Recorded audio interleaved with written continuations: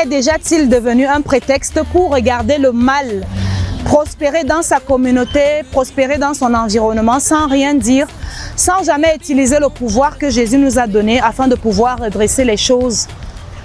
Ne jugez pas et vous ne serez pas jugés. Est-il déjà devenu un prétexte pour regarder les gens évoluer, détourner les multitudes sans jamais rien dire, regarder les sorciers détruire des communautés, détruire des villages, détruire des vies entières sans jamais rien dire?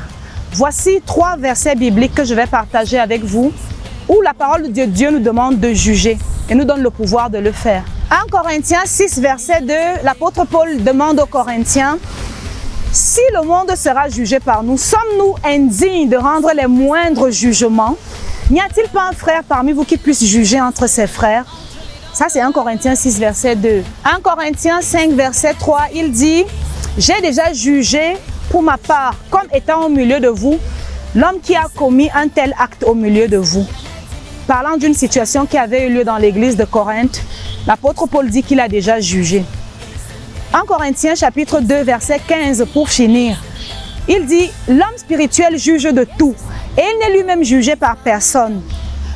Après avoir vu ces écritures, examinons donc 3 passages bibliques où l'apôtre Paul a prononcé des sentences dangereuses, non pas sur des esprits, mais sur des personnes qui dérangeaient de façon consistante la progression de l'évangile. La première fois, c'est devant le proconsul Serge Paul, où il a maudit le magicien Élymas et l'a frappé d'aveuglement parce que celui-ci s'opposait aux voies du Seigneur qui était de prêcher la parole de Dieu au proconsul Serge Paul.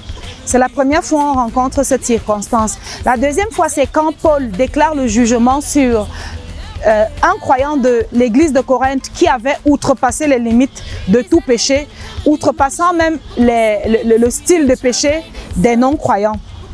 Bien qu'il soit revenu sur sa parole plus tard, on a quand même vu dans cet épisode qu'il a déposé une parole de jugement en le livrant à Satan. Troisième exemple, c'est lorsqu'il livre Hyménée et Chilette à Satan pour leur apprendre à ne pas blasphémer. Voilà 3 exemples dans lesquels l'apôtre Paul a exercé son pouvoir de jugement, son autorité sur des circonstances et des hommes qui se mettaient en travers du chemin de l'évangile. Et il a déclaré des sentences spirituelles. Il a utilisé l'autorité spirituelle que Dieu lui a donnée. Pourquoi Dieu permet à l'homme spirituel de juger? Je dis bien l'homme spirituel et non pas l'homme charnel.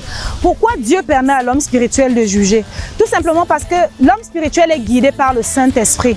Et il arrive des moments où Dieu veut exercer ses jugements sur certaines circonstances ou sur certaines personnes ou groupes de personnes qui se tiennent en travers du chemin de l'avancée de l'évangile. Et le Saint-Esprit, dans ces moments, peut nous conduire à prononcer des sentences spirituelles que Dieu va accomplir parce que Dieu confirme la parole de ses serviteurs. Pourquoi Dieu permet aux personnes spirituelles de pouvoir juger? Dieu permet aux personnes spirituelles de pouvoir juger parce que les personnes spirituelles marchent avec le Saint-Esprit et de ce fait, elles se sont déjà jugées elles-mêmes avant de pouvoir juger les autres. Toutefois, nous remarquons que Paul n'avait jamais utilisé ces sentences spirituelles pour des intérêts personnels, pour des intérêts individuels. C'était toujours dans l'intérêt de l'évangile, dans l'intérêt de l'avancée de l'œuvre de Dieu. Il n'avait jamais utilisé son pouvoir d'autorité pour juger de simples hommes qui peut-être le dérangeaient dans sa vie. Nous pouvons dire que dans ces cas-là, il appliquait simplement l'amour du Seigneur et la possibilité de laisser ces personnes à la repentance. Prier pour eux pour qu'ils puissent se repentir. Mais lorsque les intérêts de l'évangile étaient menacés de manière consistante par certaines personnes, il n'était pas exclu que l'homme de Dieu dépose sur eux des sentences spirituelles lorsqu'il était poussé par l'Esprit de Dieu à le faire. Donc Dieu est amour n'est pas un prétexte pour regarder le mal prospérer de façon indéterminée sans jamais utiliser le pouvoir que Jésus nous a donné. Toutefois, ça ne doit jamais être pour des intérêts égoïstes, ça doit toujours être dans l'intérêt de l'évangile. Dites-moi ce que vous en pensez.